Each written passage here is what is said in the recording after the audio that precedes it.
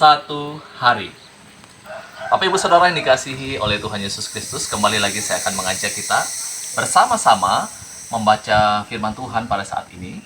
Pembacaan kita terdapat di dalam Injil Matius pasal yang ke-9 ayat 1 sampai ayat yang ke-8.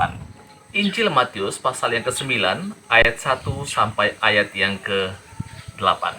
Mari kita membaca firman Tuhan ini bersama-sama. Orang lumpuh disembuhkan. Sesudah itu naiklah Yesus ke dalam perahu lalu menyeberang. Kemudian sampailah ia ke kotanya sendiri. Maka dibawa oranglah kepadanya seorang lumpuh yang terbaring di tempat tidurnya. Ketika Yesus melihat iman mereka, berkatalah ia kepada orang lumpuh itu, "Percayalah, hai anakku, dosamu sudah diampuni." Maka berkatalah beberapa orang ahli Taurat dalam hatinya, "Ia menghujat Allah." Tetapi Yesus mengetahui pikiran mereka, lalu berkata, "Mengapa kamu memikirkan hal-hal yang jahat di dalam hatimu? Manakah lebih mudah, mengatakan dosamu sudah diampuni, atau mengatakan bangunlah dan berjalanlah? Tetapi supaya kamu tahu bahwa di dunia ini Anak Manusia berkuasa mengampuni dosa." Lalu berkatalah ia kepada orang lumpuh itu, "Bangunlah, angkatlah tempat tidurmu, dan pulanglah ke rumahmu." Dan orang itu pun bangun lalu pulang.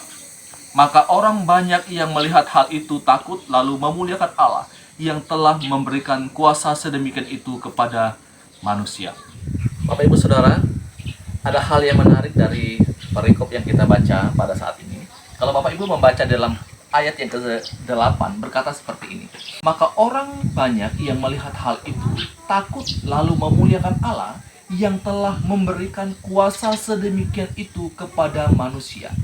Nah, Bapak Ibu, ini mengisahkan tentang Yesus menyembuhkan orang lumpuh. Ketika ia menyembuhkan orang lumpuh ini, maka orang-orang banyak melihat apa yang dilakukan oleh Yesus. Dikatakan mereka memuliakan Allah.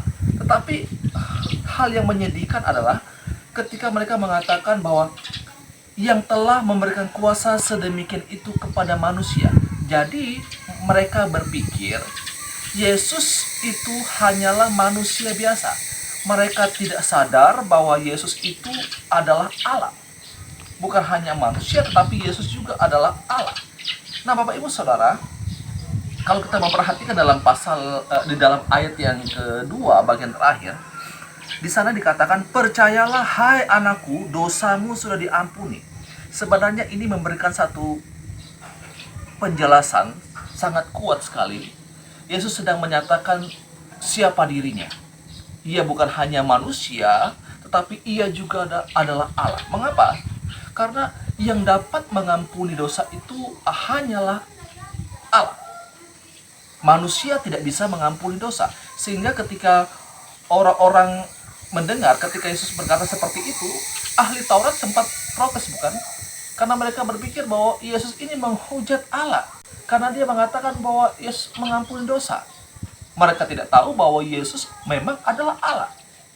Jadi Bapak Ibu Saudara yang dikasihi oleh Tuhan Yesus Kristus, di dalam perikop ini kita bisa melihat satu pesan yang sangat-sangat penting. Bahwa Yesus itu adalah Allah. Ia dapat mengampuni dosa manusia.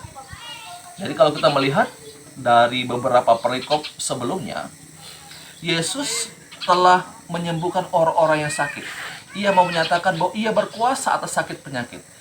Yesus juga kemudian mengusir setan, mengusir roh-roh jahat di Gerasa.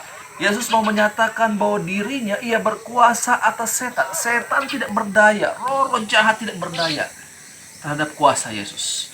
Dan juga Yesus pernah meredakan angin ribut ketika bersama dengan murid-muridnya.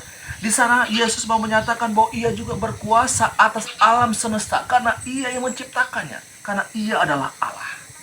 Jadi Bapak Ibu Saudara yang dikasihi oleh Tuhan Yesus Kristus, percayakan hidupmu kepada Yesus. Karena ia adalah jalan keselamatan dan hidup. Ia adalah Allah yang akan menyelamatkan saya dan saudara dari kebinasaan. Bapak Ibu Saudara yang dikasihi oleh Tuhan Yesus Kristus, ini renungan firman Tuhan untuk kita pada saat ini. Yesus adalah Allah. Yesus adalah Tuhan atas hidup saya dan saudara. Kalau mau mendapatkan hidup yang kekal, percayalah kepada Yesus sebagai Tuhan dan Juru Selamatmu secara pribadi. Engkau akan diselamatkan. Demikian renungan firman Tuhan. Tuhan Yesus memberkati kita selalu. Amin.